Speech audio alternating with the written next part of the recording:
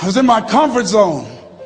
I was doing just enough to get by. I was working on a job. They paid me just enough to keep me from quitting, and I worked just hard enough to keep from getting fired. How many know people like that? Blink your eyes if you understand what I'm talking about. I was parked. I knew I could do more. But when my mama died, it took something out of me.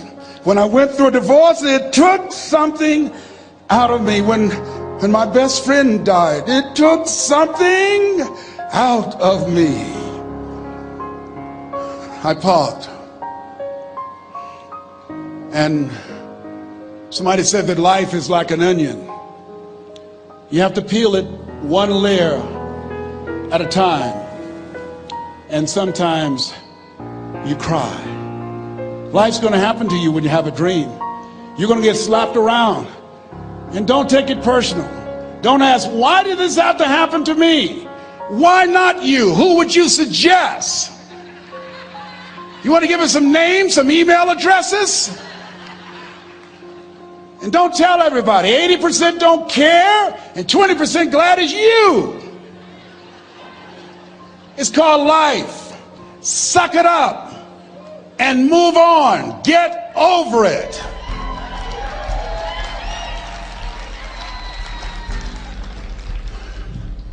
It happens to everybody. Here's the other thing: as you look at your goals and look at your dreams, when you're going through some stuff, repeat out to me, please. When things go wrong, don't go with them. Yes, write that down. When things go wrong, don't go with them. When you're working on a business deal, you're counting on some money. Someone said you will get the loan and it falls through. You have an event and the people that you thought would be there and support you, they don't come through. Or someone turns against you, or you get ripped off. It's going to happen to you. Happened to me. Someone stole all my products, my database, over 180,000 names and addresses. It's not personal. It's going to happen to everybody. It does. 8 out of 10 millionaires have been financially bankrupt. Walt Disney had he filed bankruptcy 7 times and had 2 nervous breakdowns. It's called life. But I got a saying: when life knocks you down, try and land on your back, because if you can look up, you can get up. You've got the power in you to do that. You've got something special. You've got comeback power. Here's the other thing. Let us say together, it's possible. It's necessary. It's me. Yes, write that down. It's me. Take ownership for your life. Nobody can live your dream for you but you. Nobody's going to take care of your business like you. Stop coming up with excuses. Don't give yourself permission to continue to live a small life. You can't fit a big dream into a small life. Give yourself permission to go for it, to test yourself, to challenge yourself, to live full. I like the saying, always strive to get on top in life, because it's the bottom that's overcrowded. The reason you're here is because there's something in you that says, I can do more. This just can't be it. There's something in you. There's a calling on your life. There's something in your heart that caused you to get dressed and spend the money to go to seminar after seminar and listen to message after message and speaker after speaker. Because there's something in you that tells you this is not it for you. You have not peaked here. There's more in you that you are expressing. Eye has not seen, ear has not heard, nor has entered the heart of mankind what's in store for you if you challenge yourself, if you persist and persevere, if you take ownership for your life. George Bernard Shaw said the people that make it in this life, they look around for the circumstances that they want, and if they can't find them, they create them. Create what you want. You have the power in you to do more than you can ever begin to imagine, to control your destiny, to make a difference in our children, to make a difference on the planet, to make an impact. Let us say together, it's me. And let us say together, it's hard. Say it like you know it. Say, it's hard. Ladies and gentlemen, it's hard. There are people who have seen their retirements taken away from them by the corporations that they work for. They were within 2 or 3 years of retiring, and they had it taken from them. The number one entrepreneurs in this country now are senior citizens. The number one employer, number two, McDonald's and Walmart. And there's nothing wrong with those jobs. I guarantee you those people did not have a plan to end up living their lives at the end of life with those types of jobs. And they didn't have a plan like you have, and while you're investing in yourself, not to. And it's hard. There are people making choices between purchasing prescription drugs or paying for gas or a mortgage note. It's hard when you're working on a job for 20 years, 30 years, give them some good years, and then they come in and tell you, we've downsized. In other words, you're fired. And then you have to start all over again. How many of you know it's hard? Raise your hands, please. It's hard. And it's not fair. One of the things I like about T. Harv is he talks about work and investing in yourself. It's not fair when people are going up against that kind of stuff to tell them just think positive and be enthusiastic and everything will work out all right. Ain't that kind of party. It's hard. Life will put some knots on your head. I bought my first home for my mother. I was rushing, didn't know what I was doing, and I bought a home that had a lien against it. And they called me, Mr. Brown, yes, there's a lien against your property. We need $55,000 if you're going to stay there. Wait a minute, sir. I just bought this home. The guy told me there were no liens against it. I'm not the one that owe you the money. You should have checked that out, Mr. Brown. Come on. I called my attorney. We followed up. Yes, Les, there's a lien against the property. But he told me there were no liens. He lied, obviously. Oh, my God. He told me he wanted to help me because he admired the fact that I was buying this home for my mother and that he was adopted, and he identified with me. Les, he suckered you. He played you, man. So what? Well, would they take payment arrangements? What about $5,000 a month? They want all the money, Les. They want all the money, or you're going to have to get out. The house is going up for sheriff's sale. Do you have it? No, I don't have it. Can they give me some time? Tell them to give me 3 months, please. Give me 3 months. My mother's in her 70s, man. She has a bad heart. Don't do this to me. This is my dream. Don't do this, man. Please, let me talk to them.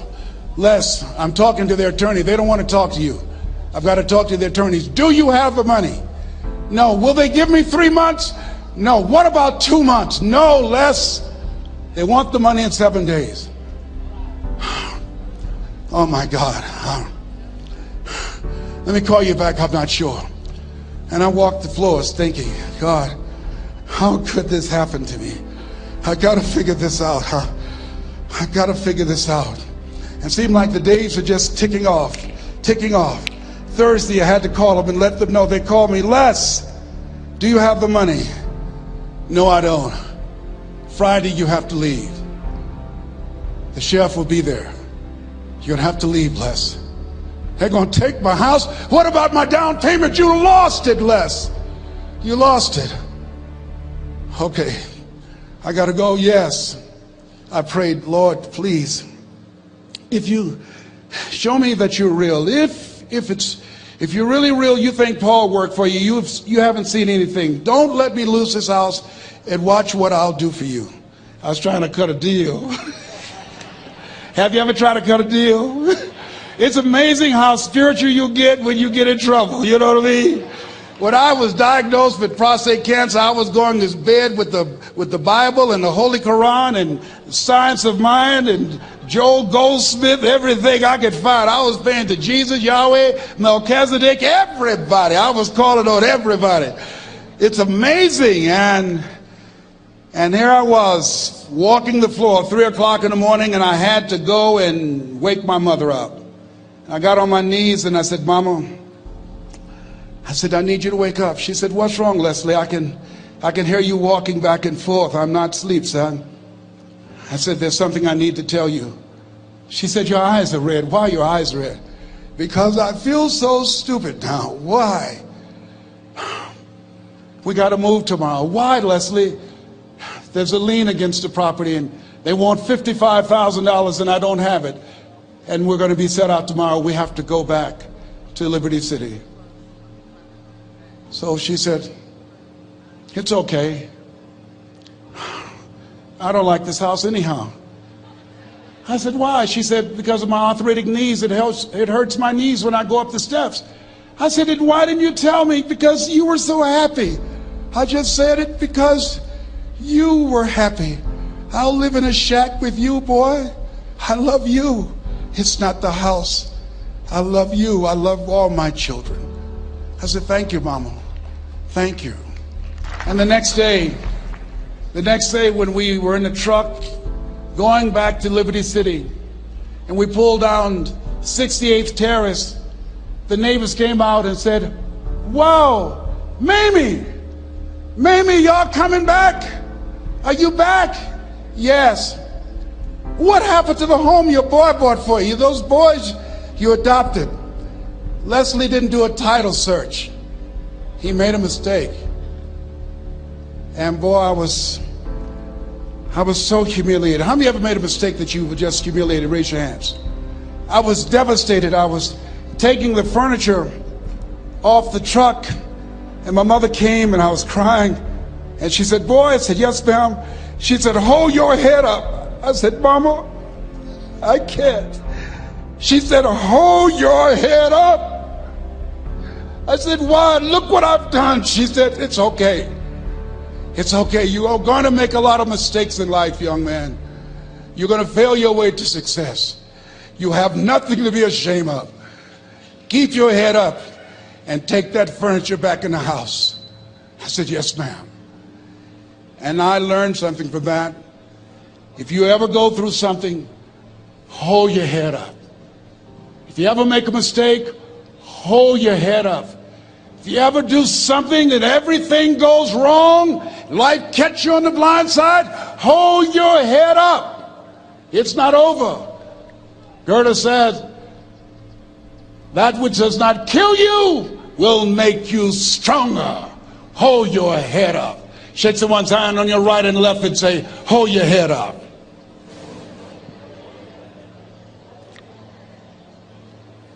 Here's something else, ladies and gentlemen.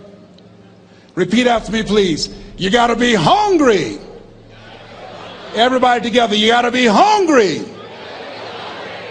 I'll never forget Mr. Washington said, Mr. Brown, yes, sir. What do you want to do with your life, young man? I said, sir, I want to be a disc jockey. He said, Mr. Brown? I said, yes, sir. He said, you got to be hungry. I said, what do you mean by that? He said, people that are hungry are willing to do the things today others won't do in order to have the things tomorrow others won't have. People that are hungry are willing to invest in themselves. People that are hungry will go to seminars and workshops. People that are hungry are always searching, always seeking higher ground.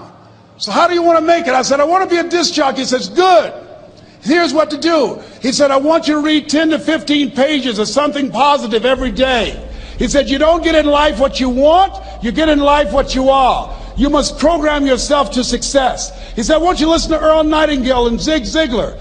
Listen, faith comes by hearing and hearing and hearing. He said, I want you to change your relationships. And I don't want you to ever lose your hunger. I said, what do you mean by that? He said, people that are hungry are unstoppable. People that are hungry are no matter what people. They make it happen no matter what.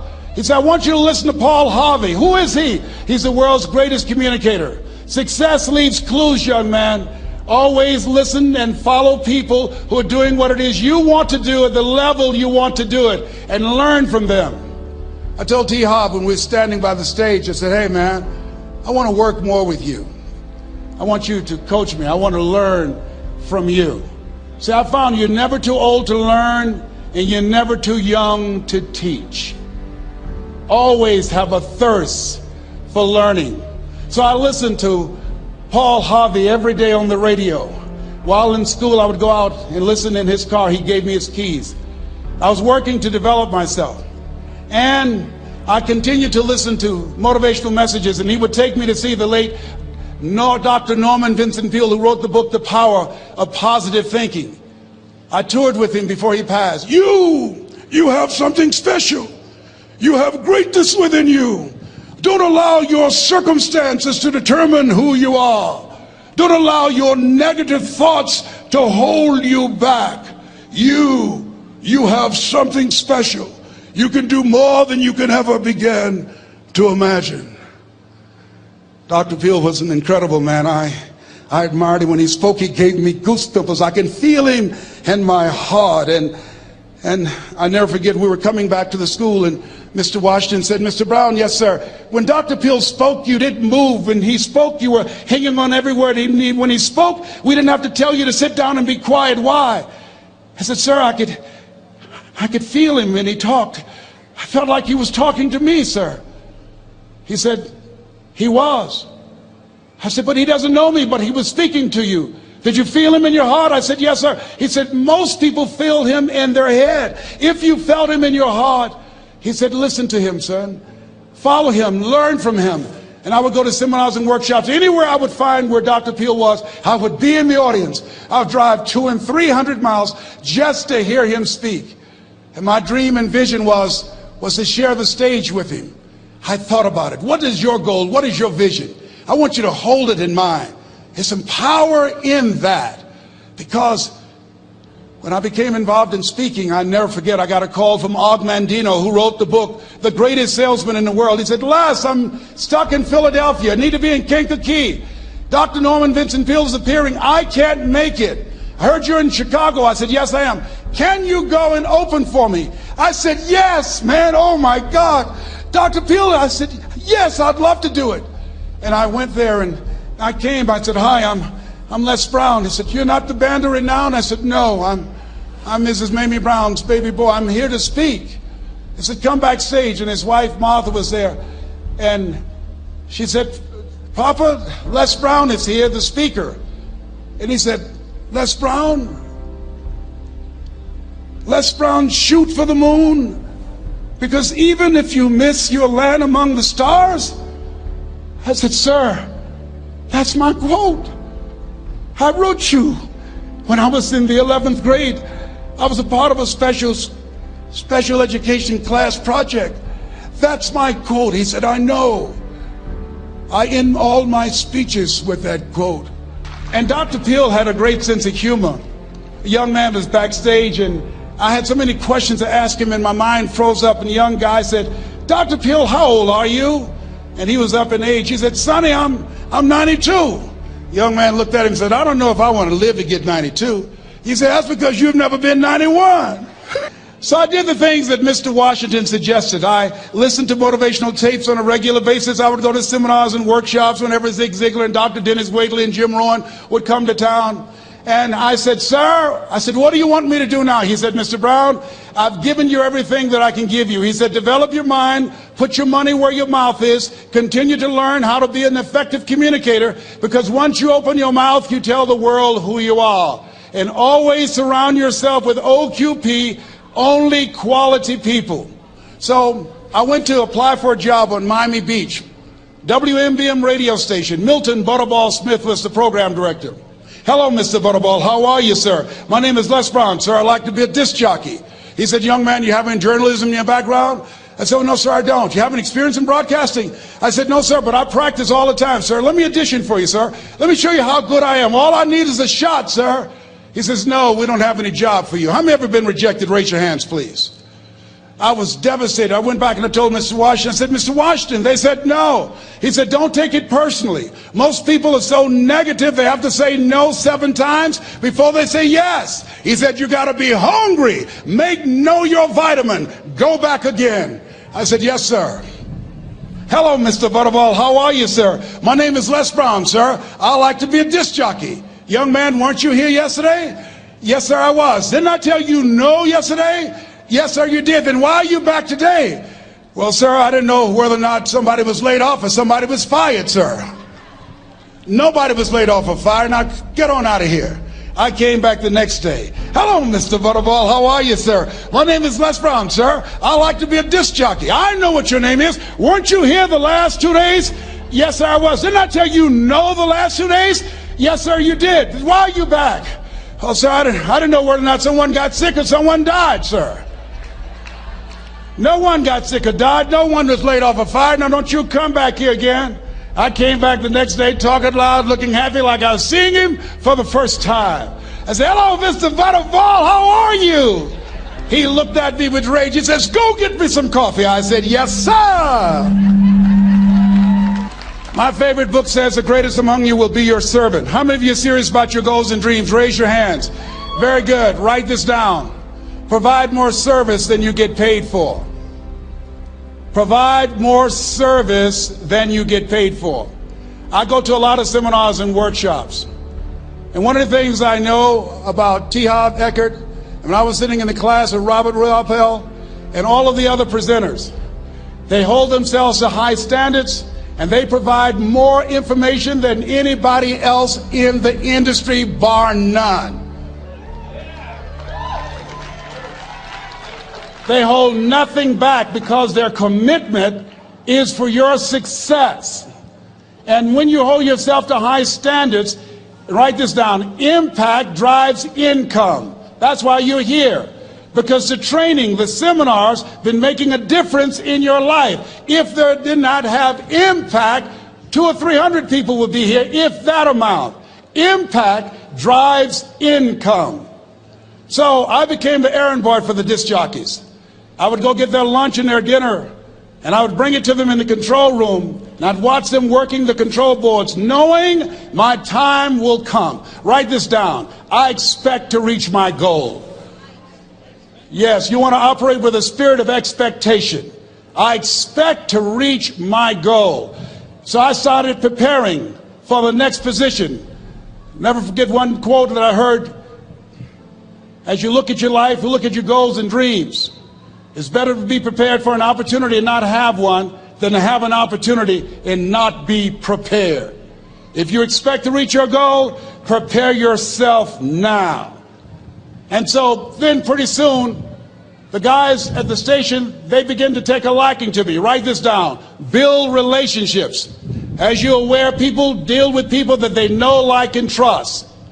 And so they would say, Leslie, yes, sir. Come here, yes. Come outside. Who did this? Oh, your car? Yes. Who cleaned my car? I did, sir. I would wax their cars on the weekend, inside and out. How much do you charge? Oh, nothing, sir. I just sworn to help out. I was providing more service than I got paid for. I was building relationships. They said, whoa, look here. Donna Ross and the Supremes are coming to town. The Four Tops and the Temptations. Here are my car keys. Pick them up for me. Take them to the Fontainebleau Hotel on Miami Beach. I said, yes, sir. I would drive them all over Miami Beach in their big, long Cadillacs. I didn't have any driver's license, but I was driving like I had some. Then one day, it was a Saturday afternoon, a disc jockey by the name of Rockin' Roger was drinking while he was on the air. It was a Saturday afternoon, and I was the only one there. Rockin' Roger got so drunk, he could not complete the show. He started slurring his words. He's about to fall off the chair. And there I was, looking at him through the control room window, walking back and forth, young, ready, and hungry. I was saying, drink, Rock, drink. Drink, Rock. I'd have gone and get him some more if he'd asked me to. Then pretty soon the phone rang. It was the general manager, and I answered the phone. I said, hello? He said, young boy, this is Mr. Klein. I said, I know. He said, Rock can't finish his program. I said, I know. He said, would you call one of the other DJs in? I said, yes, sir. I said to myself, he must think I'm crazy. I called my mom and my girlfriend, Cassandra. I said, y'all come out on the front porch and turn up the radio. I'm about to come on the air.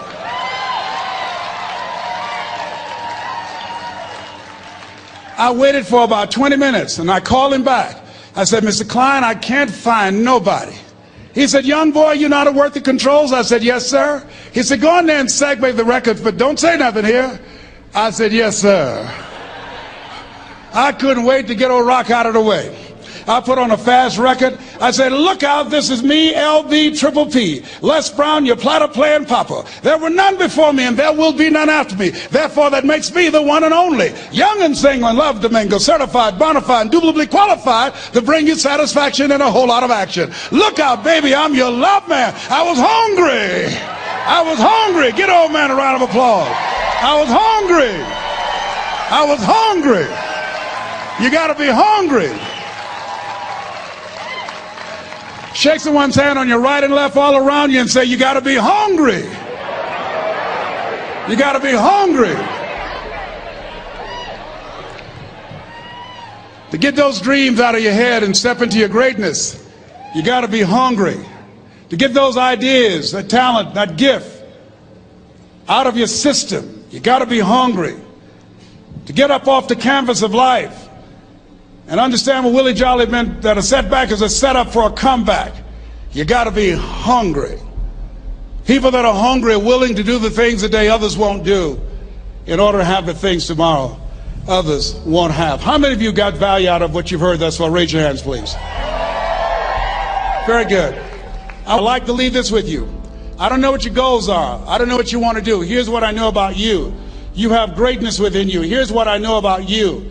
I can help you to live full and to die empty. I can show you what I've learned. If anybody told me that I would be doing what I'm doing now, I leave here today, I go to New Orleans and speak there, then I'll be flown to Barcelona. If anybody told me, given my circumstances, born in an abandoned building on a poor section of Miami, Florida, called Liberty City, both my birth parents stood up and said, hello, son, I would not know either one. Being labeled educable mentally retarded, put back from the 5th grade to the 4th grade, failed again when I was in the 8th grade, no college training. Anybody told me the principles that I would teach you, that they would have the impact that it has had on my life. This Les Brown that you see, I did not know he existed. And I tell you that you have greatness within you. You have the ability to do more than you can ever begin to imagine. Come into the room with me, and I guarantee you your life will never be the same again. I like to leave this with you. I don't know what your goals are. Mine is to find a cure to autism. Mine is to find a cure to breast cancer and to prostate cancer. Mine is to work with our youth and to reduce the recidivism rate in our prisons and help young people learn how to become an asset to our society rather than a liability. Mine is to train speakers to become great communicators, to speak from their heart, not their heads, and teach them how to impact and create a new conversation so people can see the possibilities of life and overcome the possibility blindness that held me hostage for 14 years. I don't know what your goals are, but here's what I know about you, and I don't know you. You've got greatness within you. And I like to leave this with you, something my mother used to love to hear me say. Leslie, yes ma'am, mama, say that thing for me, boy, that makes me feel good. I dedicate this to you, to the greatness in you, and to the dream that you showed up on the planet to produce. And it's simply this: if you want a thing bad enough to go out and fight for it, to work day and night for it, to give up your time, your peace, and your sleep for it. If all that you dream and scheme is about it, and life seems useless and worthless without it, and if you gladly sweat for it and fret for it and plan for it, and lose all your terror of the opposition for it, and if you simply go after that thing that you want with all of your capacity, strength and sagacity, faith, hope, and confidence, and stern pertinacity,